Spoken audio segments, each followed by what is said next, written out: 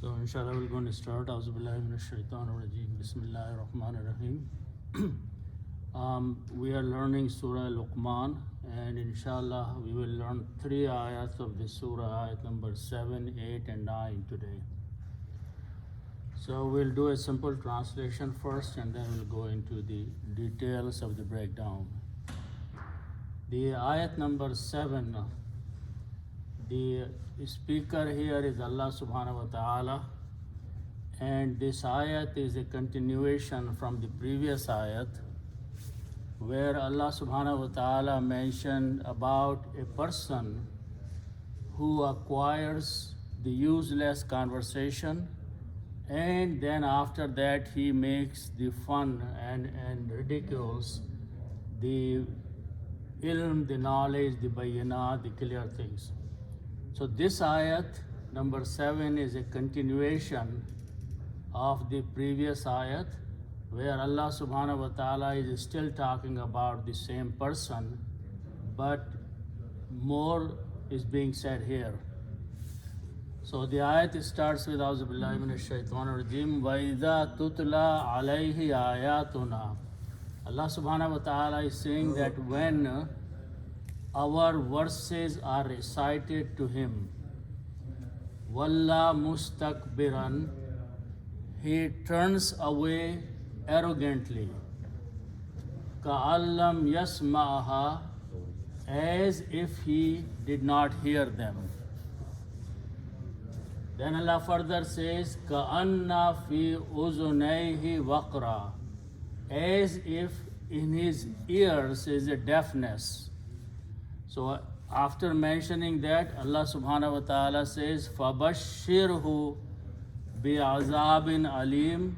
So give him the tidings, give him the news of a painful punishment.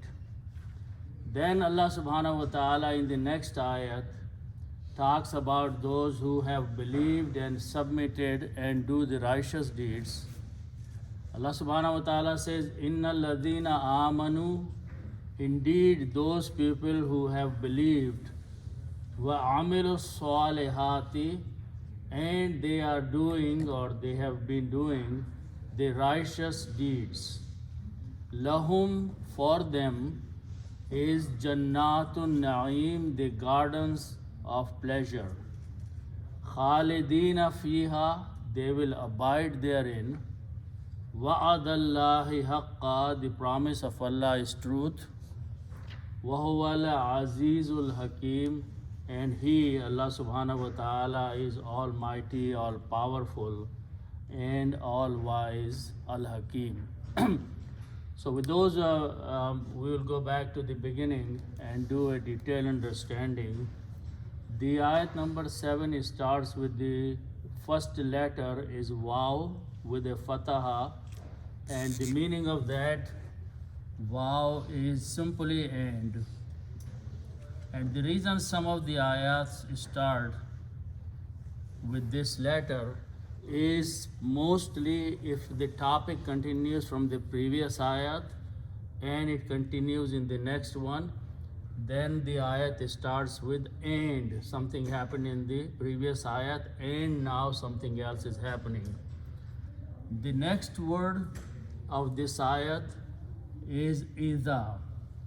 The difference between the word is, which comes a lot in the Quran, and the word idha, which again comes at many places in the Quran, except that this is idh, this is iza. Both of them have the meaning when, but their usage is different. If something of the past is being mentioned, then idh is used. وَإِذْ قَالَ Musa, for example, an ayat of the Quran, when Musa said something in the past, it's history, it's gone. But the word idha is used when something of the future or present is being mentioned or a continuation. So translation can be when or whenever or something that will happen in the future. When Allah subhanahu wa ta'ala talks about that, the word for that is idha. Okay. In this ayat, ayat is starting with the word idha. That means something happening now, something will happen in the future. It's maybe a continuous thing. And we will say from the context of the ayat what it is. The next word is tutla. So let's understand that word. First of all, the root letters for that word are ta, lam, and waw. The meaning of these three letters is to recite. And the word that we commonly know, tilawat, is made from this word. So the root letters are ta, lam, and waw, which means to recite or to read something. Okay? Tilawat al-Quran is the recitation of the Quran, which is made of these three letters. Now we want to understand the word tutla. Okay? For that we will take the help of these three letters, fa, and lam. The meaning of these three letters is to do.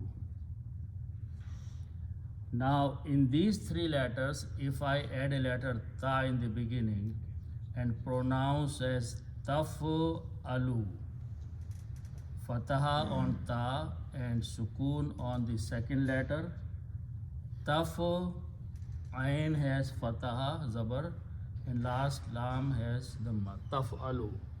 By adding this letter ta in the beginning, the meaning becomes she does. So the meaning of this word is she. Now we don't know what she is, but it's a feminine thing. So the meaning of this word is she does. Okay? Something presently is being done. Okay. Now, if I make one change in this word, instead of ta that has a dhamma, I put on the fatah, now put a pesh or dhamma, and change this one to a kasra. Now it becomes tuf'ilu. Okay? This becomes a passive voice. Like somebody is doing something and then something is done to that person. So how to make the passive is just change these two harakat. So this becomes she is done. Now we still don't know what she is, but this is the pattern. She is done. Okay. So we will use this template to understand this word tutla. Okay. So if I take these three letters and apply this rule here by putting a ta in the beginning with a dhamma, which is this one, and these three letters now are these three letters. So this becomes ta, lam, and waw. If I put the same harakat, this will be tut, lam has a kasra, and waw has a dhamma. Okay? Sounds strange. Tut leo. Okay? But the meaning is that she is recited. Whatever that she is being recited, and we will say what that she is. So to adjust the sound properly here, what we do, the waw is a sound letter. So we replace this waw sound letter by an alif and pronounce as tutla. Tutla is the word which is actually this sound of ya. Lam goes away because of this ya sound. But again, last letter that has a strange sound is adjusted in the speech and it becomes tutla. First three letters are same. Tutla means she is recited. Okay? Why Allah is using it, she is recited? Because after that the word ayat of a Quran is being mentioned, and ayat is a feminine word. So when we don't use the word she, the meaning will be ayat is recited. So that's the reason feminine word of tutla is being used here. Okay, and it will become more clear. So the meaning so far, wa idha tutla, and when or whenever she is recited. I'm keeping the word she there. Whenever she is recited. Now we'll go further. What is that further recited? Okay, I'll come back to the word alayhi after that, but first the word is ayatun. It's a common word. Ayatun means a sign. This ayatun is written this way. One sign or one verse of the Quran or one thing is called ayatun. When we stop, we say ayat. But the full word is ayatun, one single one verse. So this is a verse of the Quran here. Okay. Now we want to make the plural of this thing. The plural is made by this way that you keep a same as it is, and on the ya you just put an alif instead of a fataha, so it becomes aya. Last letter is a ta, which is round ta. In the plural we open it as a regular ta, and we put two pesh or two dhammas, so it becomes ayatun. Okay, ayatun is a plural. It means verses. Some people, we have to be careful when we are reading the Quran, do not differentiate in the pronunciation of these two. It's a very close.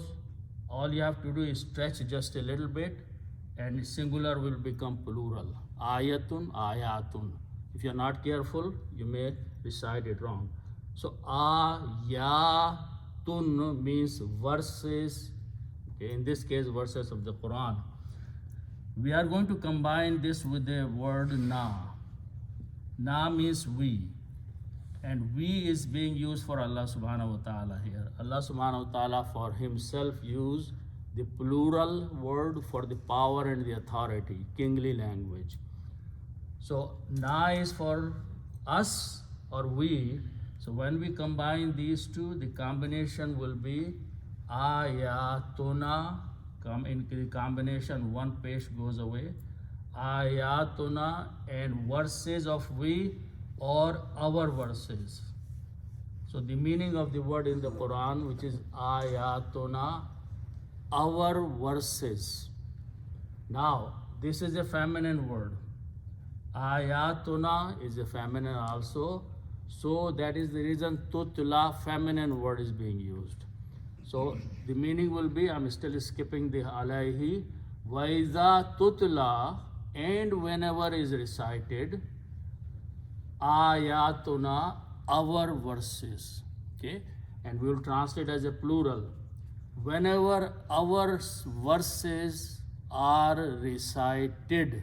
So Allah subhanahu wa ta'ala is making a statement that whenever, so Quran is being revealed, Prophet ﷺ is reciting, his companions are reciting the verses of the Quran.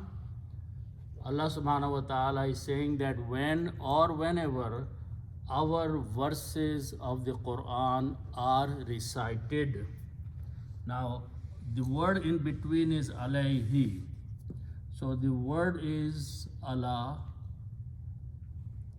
Allah means upon or to. This is the word Allah, or one meaning is to. So just keep that one. And then after that is the word ha with the dhamma, who. It means he or him. It has the meaning third person masculine. Okay. So the English meaning is to him.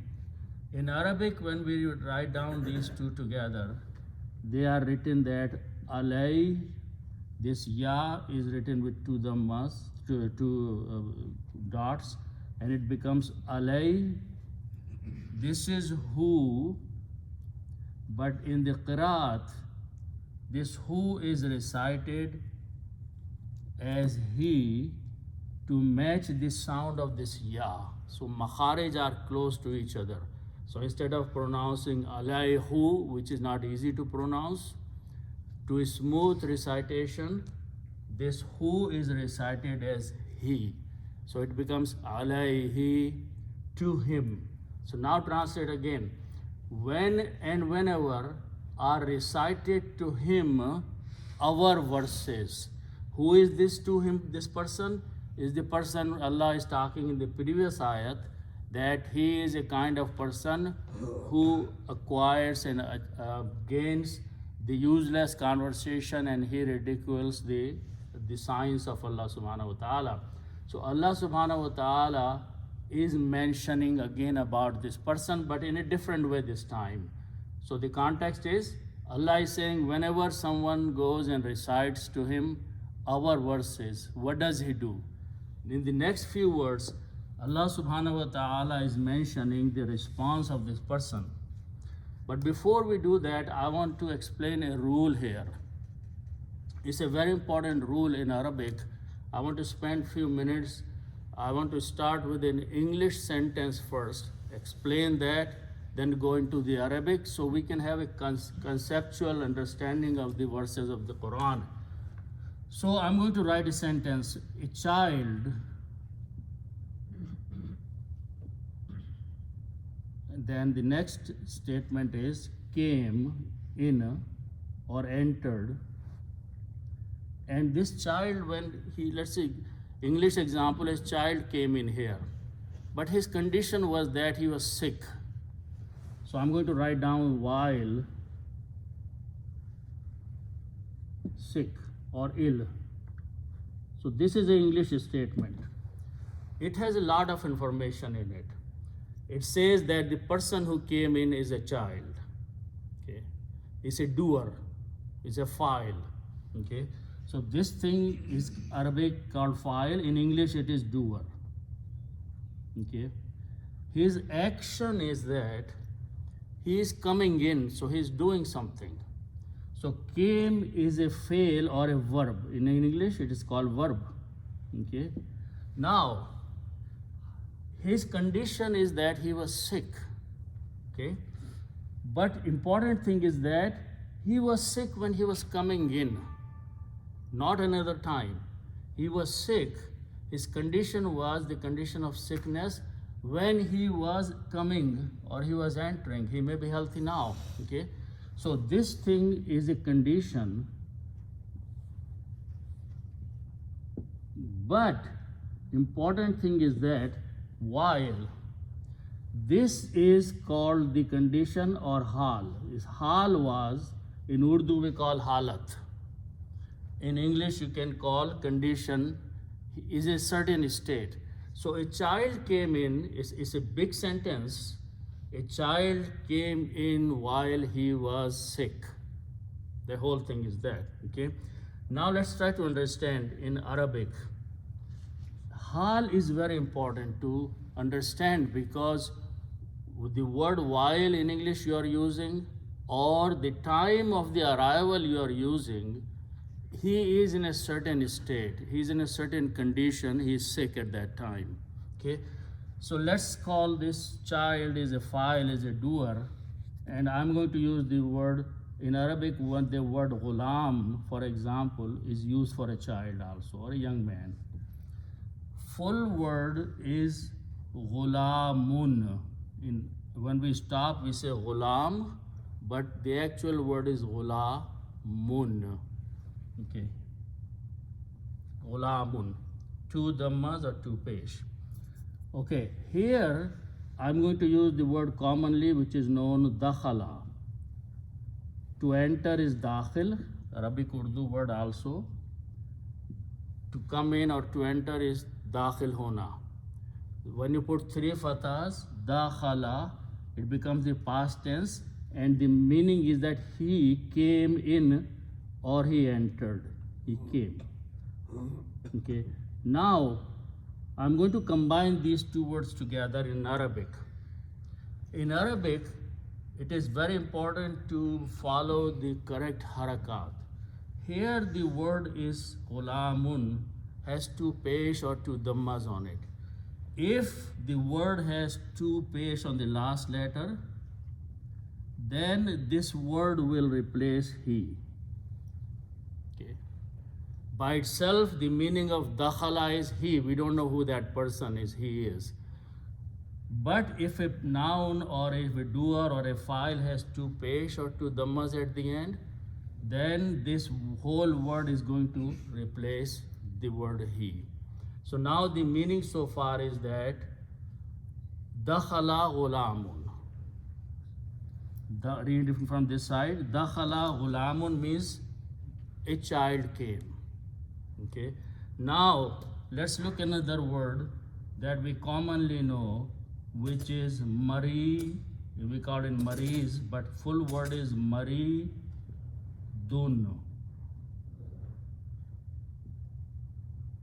Marid is a sick person. Okay. And complete Arabic word is pronounced duad, not zuad. Maridun, duad with the two dhammas. So this means a sick person. Mariz is a person who is sick. Okay. So now in the English sentence, I have to replace this marid, okay, for the sick person. So now what I'm going to do? Originally the word is maridun with the two dhammas. The last letter plays very important role in the sentence. Last letter is duad. It has two pesh or two dhammas. Original word is maridun. If I write down here this word differently, maridan, I just replaced two dhammas by two fathas, and whenever we write down two zabar, we add an alif there. Okay, so if I change this word maridun to this way, this will cover both of these. Okay. So the word while, the word hal, I have inserted inside the word itself. So you say dakhala ghulamun maridan.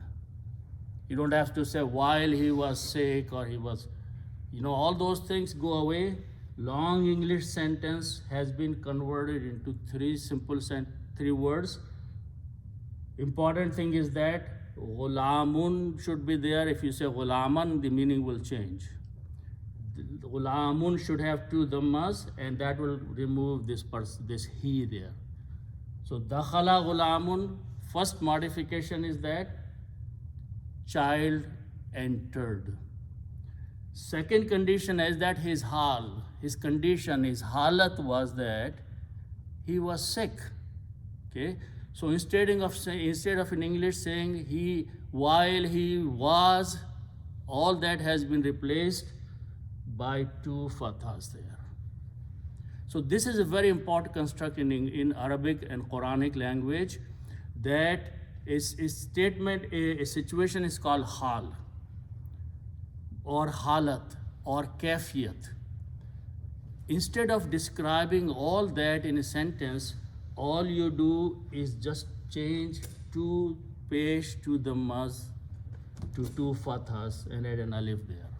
So this is called hal. And so the reason I spent so much time, because this pattern is repeating few times in these ayats here.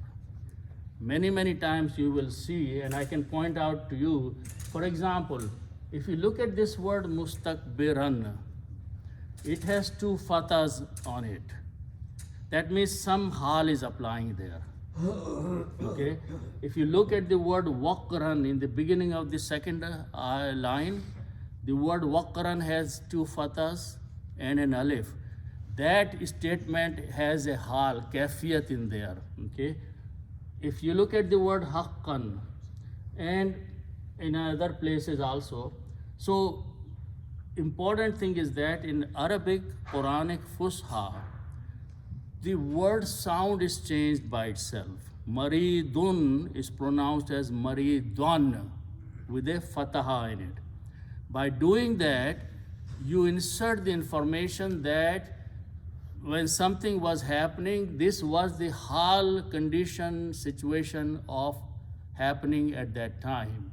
The child was sick when he came in. So to specify that condition, all we do is change to pesh to two zabars or two fathas and pronounce maridun instead of maridun. Keep that mind in there. Keep that thing in mind. And now let's go back to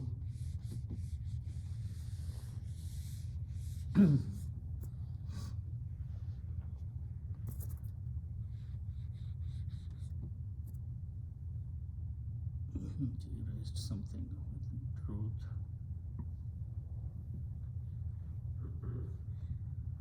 And he is, and this one is Almighty.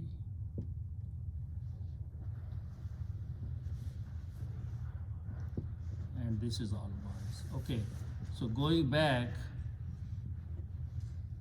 to the word Walla mustakbiran, let's understand that word, those two words.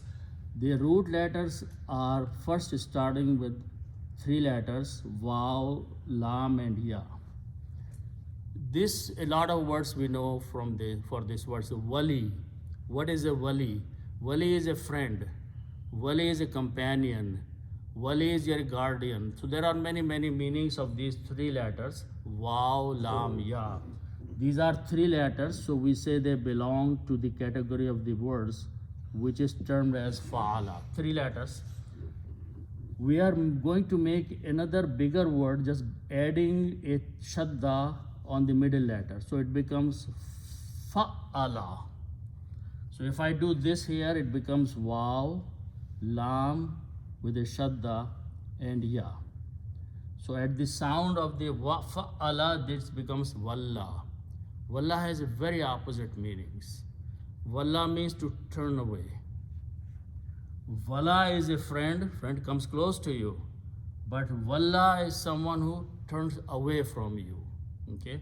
So this is the word Quran is using. So Walla means to turn away or go away. Okay? Now, if I put three fathahs on each of them, it will be sounding Walla. And this Ya with the Zabar is written as a short alif, and together this word becomes like it's written in the Quran. And by putting these three fathahs or Zabar, the meaning becomes third person past tense. So the meaning will be he turned away. Important thing I want to bring again in the picture. This is the grammar of past tense. So the meaning will be he, third person, whoever he is, past tense is turned away. Okay, we are saying using the grammar of past tense. Okay, he turned away. Okay, but there is the word Iza in the beginning. Iza is a very powerful word. When, and I mentioned in the beginning that Iza means when in the future or whenever. So now translation will be Waiza, and whenever our verses are recited to him, Iza will change this meaning from the past tense into the future tense or continuous. He, translation will be now, he turns away. Not that only one time he turned away in the past, but he will continue turning away. Whenever the ayats, our verses are recited to him, he turns away. So Ida is modifying the meaning from the past tense into the continuous present and future tense. So the meaning will be whenever our ayats are recited to him, he turns away. Now, look at this word, Kaf, these three letters, Kaf, Ba, and Ra. Kabara. There are many words, Kabir and Akbar from these words, means to be big. Allah is Akbar, Allah is great. Kabara, three letters, they belong to the group of the words Fa'ala. We are going to make another bigger word by adding three more letters, Alif, Sin, and Ta, Ist. Okay? So this word will become Istaf'ala. And if we apply this Ist to these three letters, it will be Istakbara. Istakbara means to be arrogant. Istakbar is also an Urdu word, to have arrogance. Mustakbir is a person who is arrogant. So istakbar or istakbara is to show arrogance. Now remember that a person who thinks he is big, he becomes arrogant. Okay? But in the original kabara, arrogance is not there. Someone is great. Allah is Akbar. There is no arrogance in that. But to bring the arrogance in the greatness of a person or someone, we add ist in there. So istakbara means to be arrogant. Think that you are big shot or big boss. So that is. Now, the rule is that in these, if you add a meme in the beginning, it becomes the doer. For example, you have aslama, you add a meme, you become Muslim. Muslim is a doer. Aflasa means to be poor. If you add a meme in there, it becomes muflisun. So doer or file is made by adding a meme in the beginning. So a person who is doing istakbara, if I add a meme in the beginning, it becomes the person who is doing arrogance. So how do we make that? The word becomes meme, adding in the beginning with a dhamma, mus. Rest of the letters are the same. We don't care for the alif. So this word becomes mustakbirun.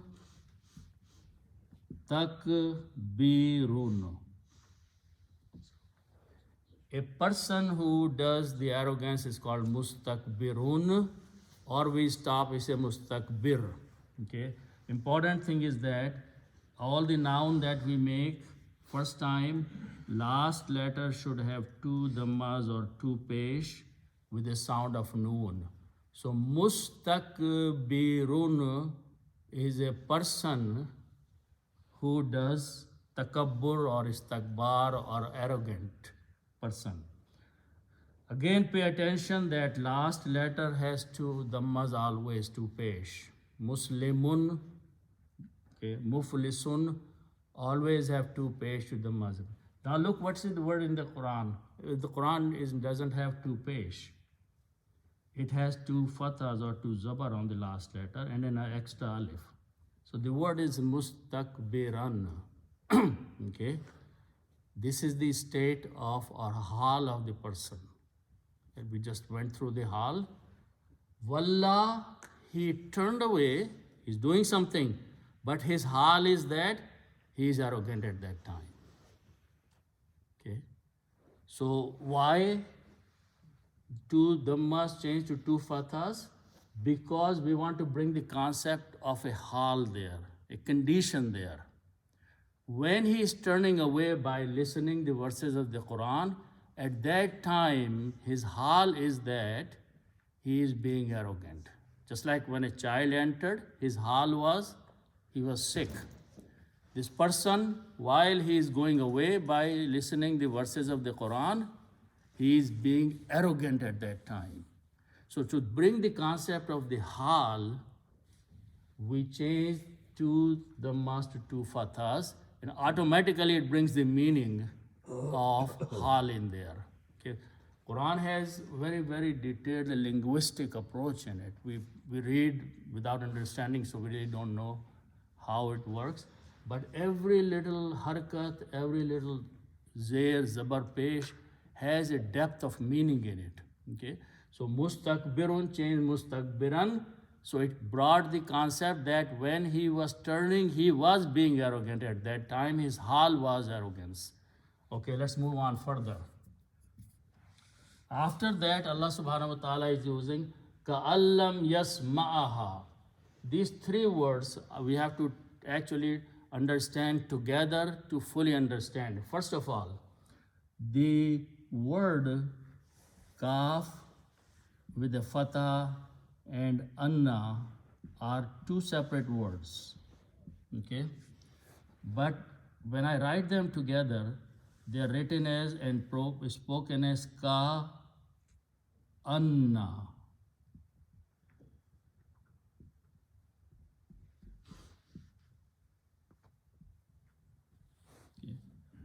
Ka'anna. Ka'anna belongs to a group of certain words. Inna, anna, lakinna. Lakinna means lekin. Ka'anna is another word. The meaning of this word is as if. The combined meaning of this word, it is pronounced as ka'anna. Its meaning is as if, jaisa ke, like that. In Urdu we say jaise ke, like that, same as that, as if. So multiple meanings, but for now we'll take the meaning ka'anna, as if something is happening. So Allah subhanahu wa ta'ala is saying that his condition of this man who is turning away with arrogance, he is as if something. Okay, so that's ka'anna. Then the word is lam. Lam has couple meanings. Actually, couple things it does. First of all, it means not. Okay. And when it comes before another word, it modifies something in that word. So let's understand the word first. Sin, mim, ayn. Sama'a is sama'at, means to hear. Sama'a means to hear or to listen. Okay.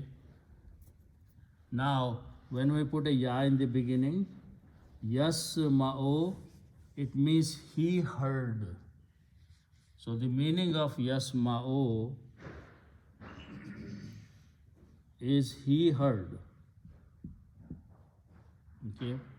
When you put the lam before that, lam does two things. Lam means makes it negative.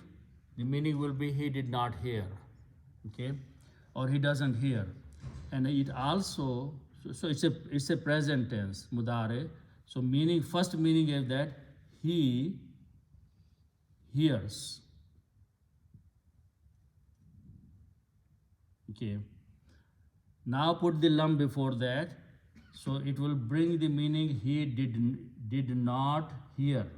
In English, it becomes did not. Actually, first meaning will be he does not.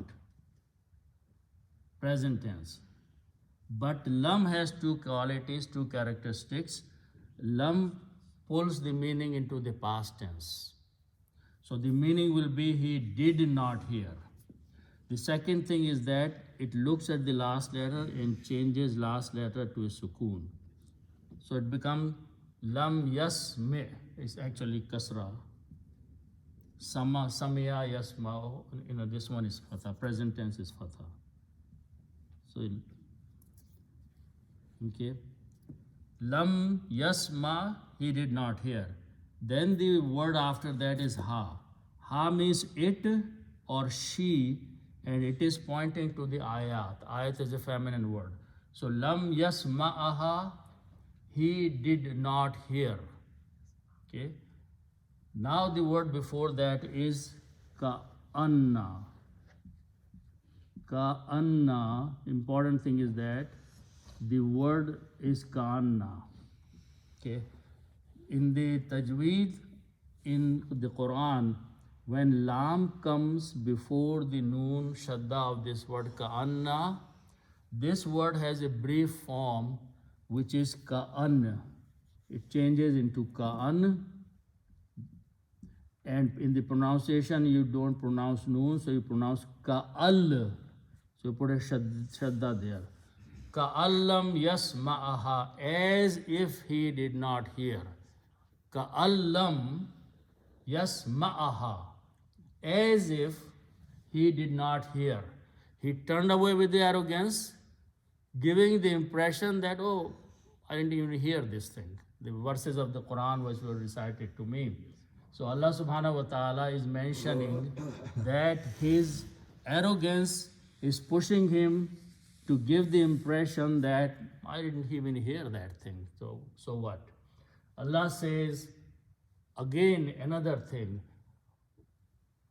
Ka'anna, same word is being used, but this time it's the full word is you being used, not a shorter from, not ka'al, ka'anna, as if. Again, the meaning is exactly fi uzunihi.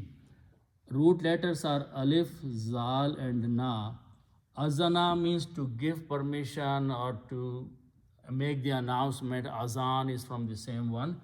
But when we pronounce this word o, zu, nun, and this has yeah.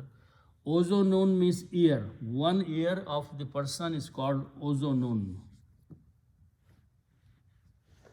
One ear. Okay. We want to make a plural of two. So for that, the rule is that you add a ya and a noon. Okay. So the pronunciation will be ozo nay ni. Just like walidain, walid and walida, but plural is walidain. Yan brings the plurality of two. So uzonain means 2 ears of a person. Okay. Now we combine with the who, which means him or he. So when you combine them with combination, this noon is not pronounced. It becomes ozonaihi. Who is pronounced, as I mentioned, as kasra in the tajweed. So the final combination is ozonaihi, his 2 ears, or his ears, because the person has only 2 ears. Fi ozonaihi, in his 2 ears. Allah says ka'anna, as if, fi ozonaihi, in his both ears. The word after that is waw, qaf, and ra. Waqara. The waqara means to be deaf or not to hear. Okay. The noun is waw, qaf, ra, waqrun. Waqrun means a deaf person. Waqrun means a deaf person. Okay. Now again, notice that in the Quran, it is not 2 dhammas but 2 fathas. Okay. So what changed these two? 2 fathas with the zab alif, waqran, to bring the condition, the hal of that person. Okay. Ka'anna, as if, fi uzunehi, in his ears, is deafness. Okay.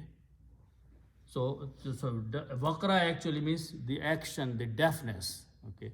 Not the deaf person, but the deafness. So again, Allah subhanahu wa ta'ala is saying that he is not a deaf person. But the hal at that moment when he is turning away with arrogance is that like he is a deaf person. He did not hear anything. So again and again, the Quran uses the concept of modifying the harakat on the words to bring the deeper meaning. So Allah subhanahu wa ta'ala is mentioning about that. So what happens as a result of that? Allah subhanahu wa ta'ala is commanding Prophet sallallahu alaihi wasallam and then the reader, فَبَشِّرْهُ بِعَذَابٍ عَلِيمٍ. Bashara are the root letters. Okay. 3 letters, fa'ala, they belong to the group. If I put a shadda on the middle letter, fa'ala, it becomes bashara. Bashara means to give news, to give tidings. Some people can translate to give the good news. Basharat is a good news. But bashara, if you are giving the news, bad news, it's not a basharat. It's not a good news. So just translate to give the news or to give a tiding, okay, which is news. So bashara means to inform someone, to give someone some news. Okay. So if I pronounce bashir, this becomes a command. Bashir means give good news. Bashir, when you have a last letter, is a sukoon, it becomes a command, it becomes an order. Bashir, give good news. Fa means then or so give him the good news. So Allah subhanahu wa ta'ala is telling Prophet sallallahu and the reader, give him a news. Who means him? And this is pointing to the person who has turned with arrogance. So Allah subhanahu wa ta'ala is saying, give him the news. News of what? Bi'azabin alimin. Two words are being used. These are common words, but I want to point out that root letters is ain, zal, and ba. Okay, and the noun is azab, which is commonly people know in every language. Azabun is the full word. Azabun means punishment. Okay, and when you put a b in the beginning, which is a harf-e-jar, means of. In this case, harf-e-jar will change two dhammas to two kasras on the last letter, so it becomes bi'azabin, of a punishment. Give him the news, give him the tiding, inform him of a punishment. Now this punishment has a quality. Quality is alim. What is the meaning of alim? Alif lam mim. Alim, alif lam mim is something painful. Ranjo alam is a common word in Urdu also. So alam is pain. Okay, and something which is painful is alimun. Alimun is a painful thing with the two dhammas at the end, but this is coming as a sifat of the azab, as a quality of the azab. So it follows the pattern of the azab. Azab has two kasras at the end, so this will become two kasras at the end. So it becomes azabin alimin. When you stop there, you say alim. So give him the good news, the news of a painful punishment. Okay. Now, other words are so common that I'll go very quickly. In the next ayat, Allah subhanahu wa ta'ala says, Inna ladina. Inna means indeed, without doubt. Allazina, those people. The word is amanu. Amanu, as the root letter says amana, alif mim noon. Amana means to be in peace. Three letters fa'ala. If we make either another bigger word by adding an alif in the beginning, it becomes alif mim na noon. Amana means to believe, and two alifs are written with a one hamza and one alif. Mana. If you pronounce that, it means he believed. When you put a vav after that, it becomes a plural. They believed, and alif is written there, which is not recited. This is the word amanu in the Quran. They believed. Inna ladina amanu, indeed, those people who believed. And then not only they believed, but amilu salihat. Okay, common words repeated. Amala means to do good deed, to do an action, and mim lam. And when you put three fathas, amila, he did some good action. Put a vav at the end, it becomes plural. Amilu, alif is written. That's the word in the Quran. Amilu, they good deed. As-salihat, salih means good action. Salihat is a plural. So they did the good actions. They believed and they did the righteous action, good actions. Allah subhanahu wa ta'ala says, lahum. La means for, whom means them. For them. What is for them? Jannatun na'im. What I want to point out, that word is jannatun. Jannatun. Actually, some very interesting thing is that these three letters, jim, noon, and noon, whatever words are made from these are hidden words. For example, jinn is made from this. That's hidden from us. The word jannat is made. Jannat is hidden from us. But that's just a side statement. Actual word is Jannatun, with the last letter has two pesh and a round ta. Okay, Jannatun, one Jannat, one garden. How to make the plural of that? We open up this round ta into a regular ta like that, and change this zabar fatha to a short alif. Jannatun. Again, be careful pronunciation. Jannatun, Jannatun. You have to stretch. Jannatun means gardens. Now, the other word, again, these are common words also in Urdu. Noon, Ain, Mim, Naama means to have some pleasure, ni'mat, bounty. Okay, and the word Naeem is created from that. Naeem has something that has a pleasure in it. Naeemun is the full word. Naeemun, something with pleasure. Then you put al before that. Al means the. Al will remove on the mus, and pronunciation will be an-naeem. Noon is a shamsi letter. It kills the sound of lam and pronounced together twice. An-naeem. An-naeemu. Full word is an-naeemu means something that has pleasure in it. Okay. Jannatun naeemi. So when you combine these two, Jannatun will lose one dhamma, it becomes Jannato. Naeemo will become Naeemi, and in English we will have to put off in between. So it becomes Jannatun Naeemi, mudaf mudaf ilayh, gardens of pleasure.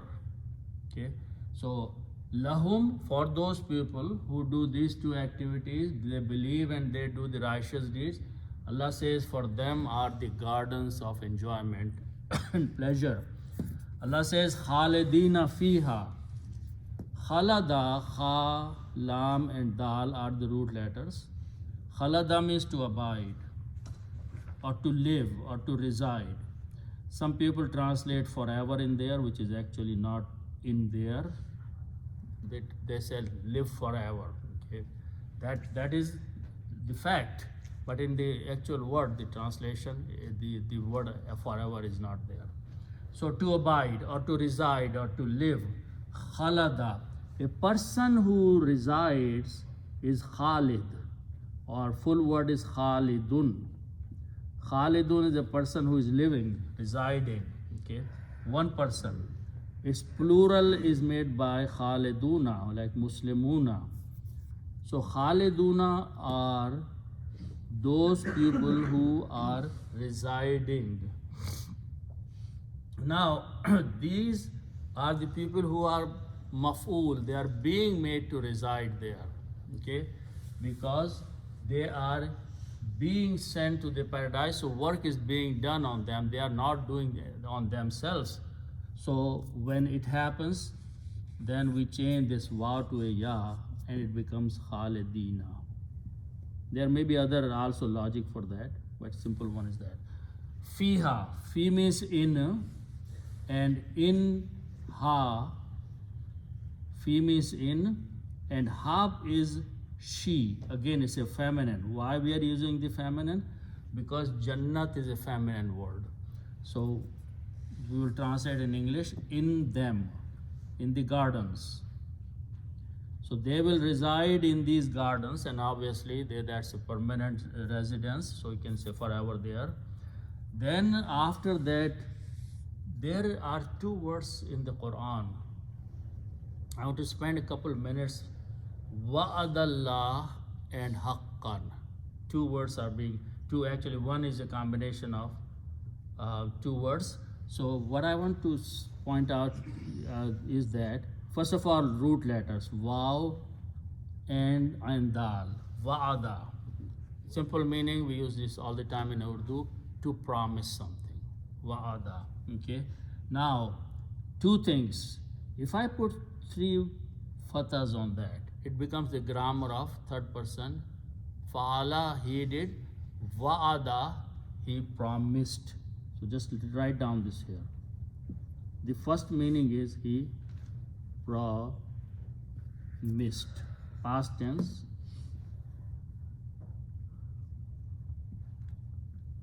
Okay. Now if I write down this way, that I combine waw with the fathas and with the sukoon, wa'a, and put two dhammas at the end. This is a noun. This means promise. Okay. So remember that this is a noun. It means promise. This is a verb of a third person. He promised. Now what I'm going to do, I'm going to combine this word with Allah. Okay. The full word is Allahu. Okay, with the last letter Dhamma. So promise and Allahu. Okay. So if I put an off in between, in English it will become promise of Allah. In Arabic, what we do, we look at the first word and change two dhammas to one. And on the second one, we change this to a kasra. So by these two changes, and I keep repeating this thing, it brings the English meaning off. So the important word is wa'adullahi. One pesh, one dhamma, wa'adullahi. Grammatically, this is the word.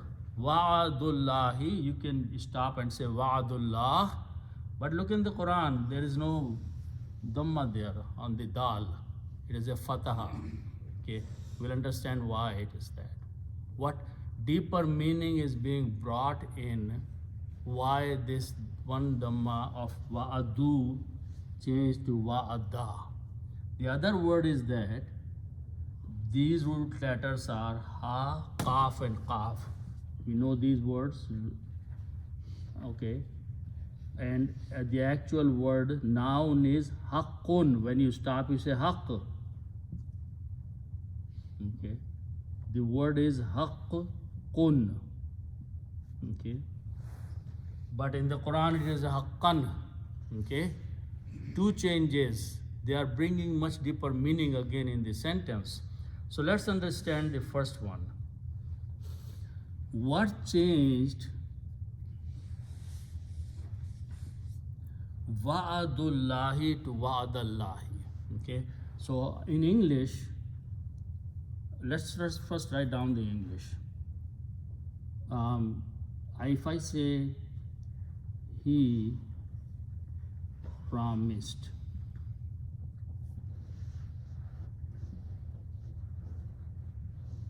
and put a parenthesis around that. Okay. Or even to be better than that, write down Allah promised. Okay. In English, whenever a translator would translate something and he wants to give some explanation, further explanation, they put the parenthesis and write down whatever they want to write down inside. Okay, it's permissible in translation. Add the parentheses so the reader can understand clearly. Okay, so in Arabic, if you do that, we cannot do that in the Quran, because otherwise we'll be changing the words of the Quran. But for the understanding purposes, not for writing in the text of the Quran, for understanding purposes, a person who is explaining to you, he will say, I'm going to write some word in the parentheses, Arabic words, and he will call this mahzoof. This word is used, mahzoof means it is not there. Okay, in English they put these parentheses. In Arabic, they call mahzoof. So whatever I write inside the parentheses, it's not the Quran, it is there for the purpose of understanding. So I'm going to write down in parentheses in Arabic here, wa'adallah Wa'adallahu. Okay. So if here I stick this parenthesis there, so the sentence will be Wa'adallahi, Wa'adallahu, Allah has promised. The meaning will be past tense. Allah has promised. Okay. Then read this thing after that, and at that time this wa'ado will become the object of this sentence. And when a word becomes the object, Dhamma changes to a fatah. Okay. So by understanding the concept of mahzoof, we can understand, now the meaning will be, Allah has promised that there is a wa'da of Allah, which is haqq, which is truth. So here, by bringing this additional information, we are saying that this is not somebody else who is promising, it is actually Allah Himself is promising. If I say wa'adallahi haqqa and I don't know who is the speaker there, you may think that I'm saying that. Okay? But if I specify the speaker here, who Allah is Himself, then I have to write something like this in before, pointing to that a statement is coming from Allah Himself. So for that I used Allah has promised, wa'adallah, Allah has promised, wa'adallah, that His promise is truth, haqq. Okay, and with the same logic, haqqun became haqqan. Okay, so that is just wanted to explain to you. It's very important that we pronounce the Quran with the correct harakat. Harakat change the meaning a lot. Okay, harakat means zer, zabar, pesh, dhamma, fatha, kasra, and also the tanween, two zer, two pesh, two dhammas. Wahuwa al-azizul hakim. Al-aziz is the powerful. Al-Hakim is the wise. These are the Asma'ul Husna of Allah subhanahu wa ta'ala. Wa means and, Huwa means He is. Huwa is pointing to Allah subhanahu wa ta'ala, and actually Huwa is pointing to the word Allah. Allah is the one who is Al-Aziz, because again notice that these words just don't come randomly. Aziz show the might, the power in it. And to give the punishment to someone, azab and alim, the other party should be strong and powerful. So Al-Aziz is pointing to that. And Al-Hakim is full of wisdom. Okay? And wisdom is that He is not going to randomly punish the people who are believing. He's going to separate them out with the wisdom. And there are many, many others where you can point out. But these are the meanings and understanding of these verses of the Quran. May Allah subhanahu wa ta'ala give us tawfiq to understand, read correctly the Quran, read with the understanding, and then Allah subhanahu wa ta'ala will open the hearts for the people. Sadaqallahu al-Azim.